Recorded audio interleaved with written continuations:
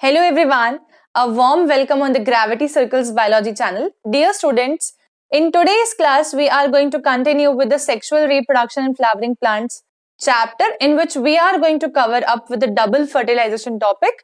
Last class के अंदर मैंने आप लोगों को emasculation and bagging techniques बताई थी.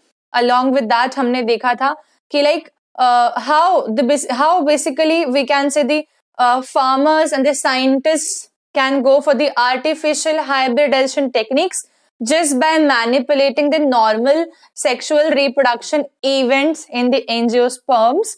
And also we have seen the complete development of the pollen tube, how it will move, where the germinative cell will divide, etc. in the last class. Okay, today we are going to start with the double fertilization, a very important, short and quickly we'll cover this, but it is a very important. Don't forget this. ठीक है. Starting with it. Double fertilization, as the name indicates, there is something which we can say कि यहाँ पर दो बार fertilization हो रहा है, right? Now fertilization is what? अगर हम ये दिमाग में लेके आते हैं, तो fertilization is basically that event where we generally talk about the female gamete fuses with the male gamete to form a zygote. But here, in this particular case, they are giving us the terminology as double fertilization. जब ये लोग बोल रहे हैं double fertilisation, तब मतलब एक तो जाइगोट बनेगा और एक और क्या बनेगा, ठीक है? तो ये देखते हैं हम लोग भी. तब जब हम लोगों ने स्पर्मेटोजोआ, हम बेसिकली जर्मिनेटिव और वेजिटेटिव सेल की बात करते हैं यहाँ पर. तो जो जर्मिनेटिव सेल हमारा आता है और एक वेजिटेटिव सेल आता है, तो किसी केस में हमने देखा था कि एक 2 सेल स्टेज के ऊपर जो है 2 सेल स्टेज के ऊपर रिलीज होता है, और एक हमने देखा था केस जिसमें 3 सेल स्टेज के ऊपर रिलीज होता है पॉलन ट्यूब के अंदर, ठीक है? कंटेंट. तो यहाँ वाला केस हम देखें अगर ध्यान से, तो ये फर्स्ट इवेंट देखना, फर्स्ट वाला. Please do not go on the theory portion, ये मैं समझाऊंगी, ओनली सी द डायग्राम्स, ठीक है?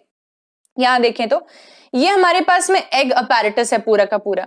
एग अपैरेटस में 3 एंटीपोडल सेल्स नजर आ रहे हैं, ठीक है? एक सेंट्रल सेल है जिसके 2 पोलर न्यूक्लियाई है, और एक हमारे पास में ऑन द माइक्रोपाइलर एंड हमारे पास में 2 सिनर्जिड सेल्स हैं, और हमारे पास में एक एग सेल है, ठीक है? ये पूरा स्ट्रक्चर हो जाता है आपका एग अपैरेटस, ठीक है? एग अपैरेटस हो गया. फर्स्ट पॉइंट हमारे क्या समझ में आ गया कि ये है हमारे पास में एग अपैरेटस, और एग अपैरेटस के अंदर हम देख सकते हैं कि किस तरीके से पॉलन ट्यूब की एंट्री हो रही है. और ये ट्यूब सेल है, ट्यूब सेल के अंदर जनरेटिव सेल नजर आ रहा है हम लोगों को, और ट्यूब सेल का खुद का न्यूक्लियस भी नजर आ रहा है. बट हमें जनरेटिव सेल एक सिंगल सेल दिख रहा है, 1 सेल, ठीक है? और ट्यूब सेल दूसरा, मतलब मैं ये बोलूंगी 2 सेल स्टेज थी, ठीक है? थोड़ा सा अगला इवेंट देखते हैं, वेरी नेक्स्ट वन क्या देखने को मिलता है.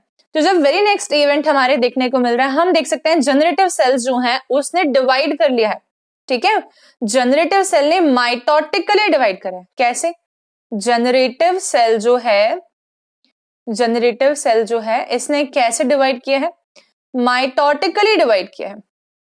माइटोटिकली मतलब रिडक्शन डिवीजन अंडरगो नहीं किया, मतलब ये ऑलरेडी एक हैप्लॉइड लेवल पर है, और हैप्लॉइड 2 सेल्स बन गए, ठीक है? तो जनरेटिव सेल्स माइटोटिकली डिवाइड करके 2 सेल्स बना देता है, ठीक है? डिवाइड एंड फॉर्म 2 सेल्स, ठीक है? ये हमारे समझ में आया. अब ट्यूब सेल तो हमें दिख ही रहा है. फिर हम ये देख सकते हैं कि हमने देखा था फिलीफॉर्म अपैरेटस था यहाँ पर सिनर्जिड्स के पास में. फिलीफॉर्म अपैरेटस गाइड करता है कि पॉलन ट्यूब को किस सिनर्जिड के पास जाना है, ठीक है? तो पॉलन ट्यूब जिस सिनर्जिड में जाती है ना, उस सिनर्जिड को तो बेसिकली वो डैमेज ही कर देती है पूरी तरीके से, ठीक है? वो सिनर्जिड खत्म हो जाता है सेल बिल्कुल. और ये पॉलन ट्यूब जब जा रही है इस पर्टिकुलर सिनर्जिड के अंदर, तब हम क्या देख सकते हैं? हम ये देख सकते हैं कि यहाँ पर 2 स्पर्म सेल्स जो हैं वो पॉलन ट्यूब से रिलीज कर दिए गए, एक ये और दूसरा ये, ठीक है? मतलब ये जो 2 जनरेटिव सेल्स का माइटोटिक डिवीजन होके जो 2 सेल्स बने थे, इन दोनों सेल्स को हम लोग बोल रहे हैं स्पर्म सेल्स, और ये दोनों स्पर्म सेल्स रिलीज हो जाएंगे, ठीक है? इनमें से एक स्पर्म सेल जो है वो जाके फ्यूज करेगा हमारे एग सेल के साथ में, और एग सेल के साथ में फ्यूज करने के कारण से बना देगा वो जाइगोट, ठीक है? तो क्या हो गया यहाँ पर? Formation of zygote. एक तो ये बात. दूसरा, एक और स्पर्म सेल हमने देखा आते हुए, ये किसके साथ फ्यूज करेगा? ये जो दूसरा स्पर्म सेल हमारे सामने आया है, it will actually fuse with the two polar nuclei, ठीक है, that means n plus n plus n, we are going to get a 3n kind of thing, we are going to get something which is triploid, ठीक है। तो हमारे सामने आएगा एक triploid structure और इसको हम लोग बोलते हैं एंडोस्पर्म, इसको हम लोग क्या बोलेंगे, एंडोस्पर्म। तो हमारे सामने इस प्रकार से फर्टिलाइजेशन अचीव हुआ तो हम बोल देंगे इसे डबल फर्टिलाइजेशन, ठीक है। एकदम सिंपल चीज थी, क्या क्या इवेंट्स हमने देखे, हम अगर उसको क्विकली रिवाइज भी करने की ट्राई करें एकदम शॉर्ट फॉर्म में एक फ्लो चार्ट में, तो वो बहुत इजी हो जाएगा। Then we will actually read the NCERT text also, the reason behind that NCERT का टेक्स्ट घुमा के लिखा हुआ होता है और हम लोगों को उसको रीड करके क्लियर करना होता है हमेशा, ठीक है। देखते हैं क्या हुआ। पॉलन ट्यूब थी, ठीक है, पॉलन ट्यूब, ठीक है, which will contain what, one tube cell, right, this was the case, है ना, ये है, इसी की बनी पॉलन ट्यूब डेफिनेटली। और उसके अलावा वन ट्यूब सेल न्यूक्लियस बोल दूंगी मैं इसको, क्योंकि pollen tube is made by tube cell, made by tube cell, इसी को हम लोग वेजिटेटिव सेल बोलते हैं। तो इस पॉलन ट्यूब में एक तो ट्यूब सेल का न्यूक्लियस होगा और एक होगा जनरेटिव सेल, ऐसे मान के चल रहे हैं अपन, ठीक है, ओके। अगर ये जनरेटिव सेल एक सिंगल सेल स्टेज पे है तो ये केस, ठीक है, एक तो ये पॉसिबिलिटी है। ये जनरेटिव सेल क्या करेगा सेकेंड स्टेज में, तो हम बोलेंगे जनरेटिव सेल डिवाइड करेगा, ठीक है, inside the tube only, divides, कैसे डिवाइड कर रहा था, mitotically, mitotically inside the tube, ठीक है, to form two sperm cells, ठीक है, ये बराबर बात है, टू स्पर्म सेल्स, है ना, ओके। देन सिनर्जिड के अंदर जाएगा पॉलन ट्यूब, कौन गाइड कर रहा था, फिलीफॉर्म अपैरेटस, ठीक है, filiform apparatus guides what, guides pollen tube in any one out of two, ठीक है, one out of two, दो में से एक, ठीक है, सिनर्जिड, है ना। और ये एंट्री कौन से एंड से हो रही है, माइक्रोपाइलर एंड, ठीक है, बहुत बारीक चीजों को भी अगर ध्यान रखोगे तो कभी गलतियां नहीं होंगी, माइक्रोपाइलर एंड से हो रही है, ठीक है।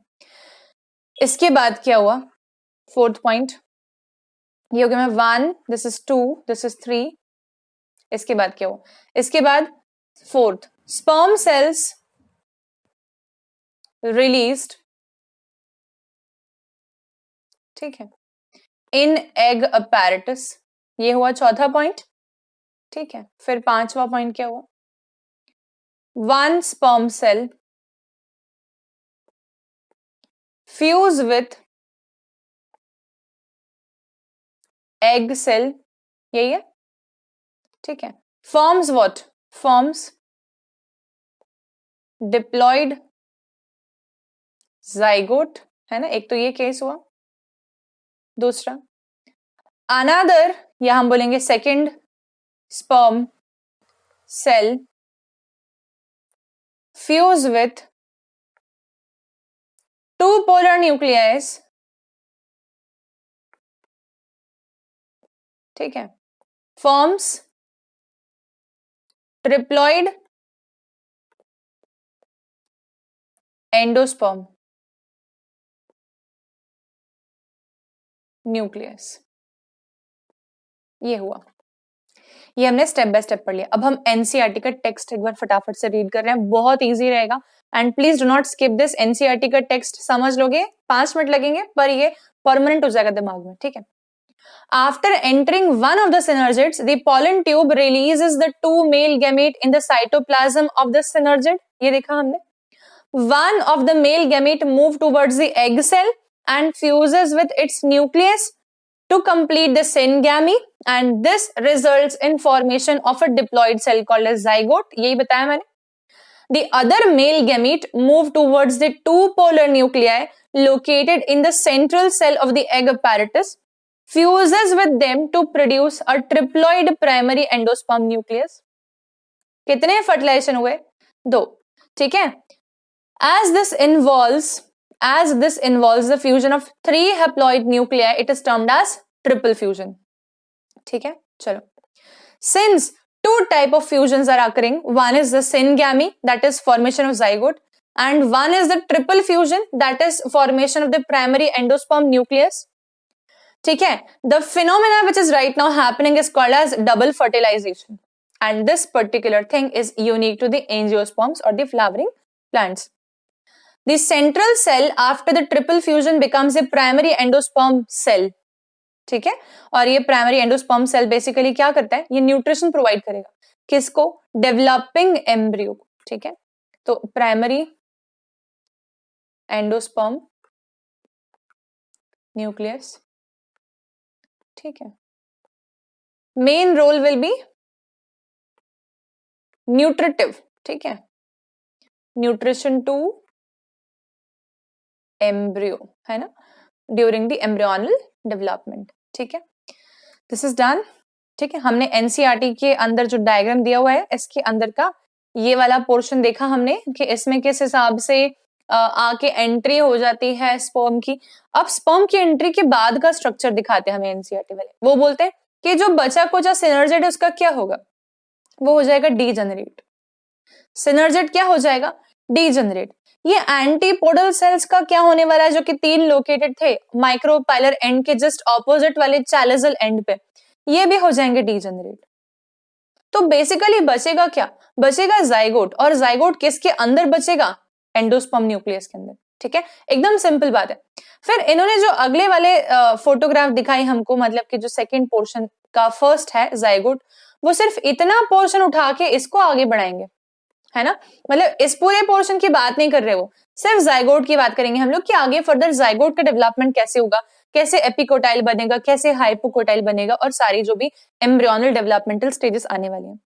तो अभी आज के लेक्चर में हमने सिर्फ इतना ही पढ़ना है.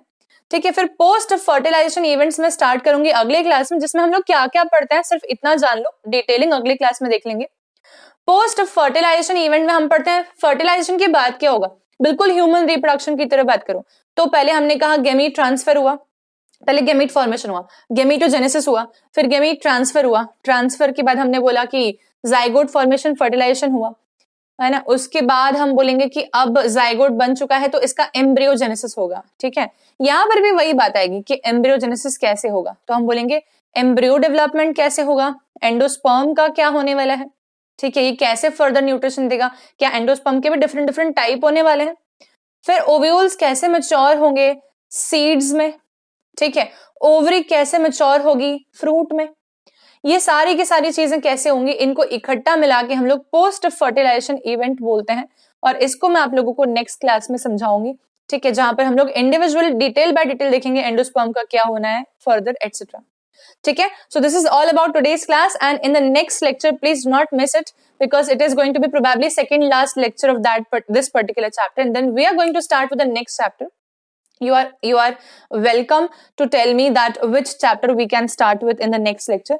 I'll try to generate a poll as soon as possible and you can answer in the poll. Okay, so thank you so much for attending the lecture and do not forget to like, share and subscribe this channel.